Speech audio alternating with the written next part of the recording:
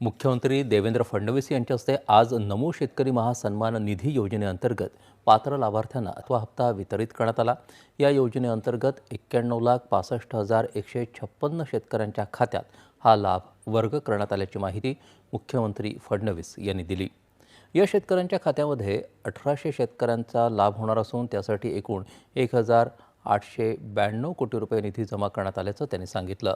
तर शेतकरी मित्रांनो, महाराष्ट्र राज्याच्या शेतकऱ्यांसाठी आताच्या घडीची सर्वात मोठी बातमी आलेली आहे। म्हणजेच पहिल्यांदा PM किसान जमा झाला आणि आता त्याच पार्श्वभूमीवर नमो शेतकरी योजनेचा 9वा आणि 10वा हप्ता एकत्रितपणे शेतकऱ्यांच्या बँक खात्यात जमा करण्यात येणार आहे। शेतकरी मित्रांनो, तुमच्यासाठी ही सर्वात आनंदाची बातमी घेऊन आलेलो आहे। इतक्यात नमो शेतकरी योजनेच्या हप्त्याचे वितरणाची घोषणा झालेली आहे। शेतकरी मित्रांनो, इतक्यात घोषणा झाली आणि तुमच्यापर्यंत आपले चॅनल न्यूज घेऊन आलेली आहे, सविस्तर अपडेट घेऊन आलेले आहे। म्हणजे शेतकरी मित्रांनो, कधी हप्ता पडणार, किती हप्ते पडणार आणि कोणता टायमाला पडणार, शेतकरी मित्रांनो किती रुपये पडणार, हे सर्व तुम्हाला आता आपल्या चॅनलवर पाहायला मिळणार आहे। 2च मिनिटं शेतकरी मित्रांनो वेळ काढून हा व्हिडिओ शेवटपर्यंत बघायचा आहे, कारण की तुमच्या खात्यामध्ये आता डायरेक्ट 4,000 रुपये येणार आहेत। शेतकरी मित्रांनो, तुम्हाला कसलीच काळजी करायची गरज नाही, फक्त बँक खाते तपासायचे आहे आणि तुमच्या खात्यात 4,000 रुपये जमा करून घ्यायचे आहेत। शेतकरी मित्रांनो, त्यामुळेच व्हिडिओला शेवटपर्यंत पाहायचा आहे, सर्व अपडेट आपण जाणून घेणार आहोत। तर व्हिडिओची सुरुवात करूया। त्याआधी चॅनलला सबस्क्राईब करा आणि व्हिडिओला लाईक करा, कारण तुमच्या फायद्याच्या बातम्या प्रत्येक आधी सर्वात आधी आपल्या चॅनलवरच पाहायला मिळतात। चला व्हिडिओची सुरुवात करूया। तर शेतकरी मित्रांनो, नमो शेतकरी योजना 9वा हप्ता कधी येणार, शेतकऱ्यांच्या खात्यात कधी पैसे येणार, चला पाहूया सविस्तर माहिती। तर शेतकरी मित्रांनो, राज्यातले लाखो शेतकरी सध्या नमो शेतकरी योजनेच्या 9व्या हप्त्याची वाट पाहत आहेत। आता जुलै महिना पण सुरू झाला आहे, पण शेतकऱ्यांच्या खात्यामध्ये आणखीन पैसे पडलेले नाहीत। हे 2,000 रुपये कधी शेतकऱ्यांच्या खात्यात येणार, असा प्रश्न शेतकरी बांधवांना पडला आहे। चला तर आता याबाबतची एकदम खरी आणि ताजी अपडेट काय आहे ते कोणत्याही अफवांवर विश्वास न ठेवता सोप्या भाषेत समजून घेऊया। खरी अपडेट आता आपण लगेच जाणून घेणार आहोत। चला सुरुवात करूया। शेतकरी मित्रांनो, चला सविस्तर अपडेट म्हणजेच नवीन अपडेट काय आलेली आहे ती एकदा आपण जाणून घेऊया। तर सगळ्यात आधी एक गोष्ट शेतकरी मित्रांनो तुम्हाला सांगावीशी वाटते की ती म्हणजे राज्य सरकारने अजून 9व्या हप्त्याची कोणतीही फिक्स तारीख जाहीर केलेली नाही। त्यामुळे सोशल मीडियावर फिरणाऱ्या आजच पैसे जमा होणार अशा चुकीच्या बातम्यांवर तुम्हाला आता विश्वास ठेवायचा नाहीये। सध्या कृषी विभागाकडून पात्र शेतकऱ्यांची कागदपत्र तपासण्याचं आणि याद्या फायनल करण्याचं काम सुरू आहे।